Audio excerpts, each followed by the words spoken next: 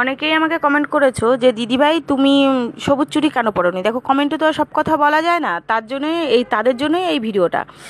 হ্যাঁ দেখো, কাচের চুড়ি আর মঙ্গলসূত্র নর্থ বেঙ্গলিরাই পরে। আমরা তো শাখা পলা সিঁদুর এটাই পরি। আর হচ্ছে অনেকে বলছে যে পার্বতী নাকি ধ্যান করার সময় যে সবুজ কালারের কাচের চুড়ি পরেছিলেন। তখন তো কাচ ছিল না, পার্বতী তো ধ্যান করেছে সত্যযুগে, তখন তো কাচ আসেনি, তখন তো শুধু সোনার রূপো ছিল।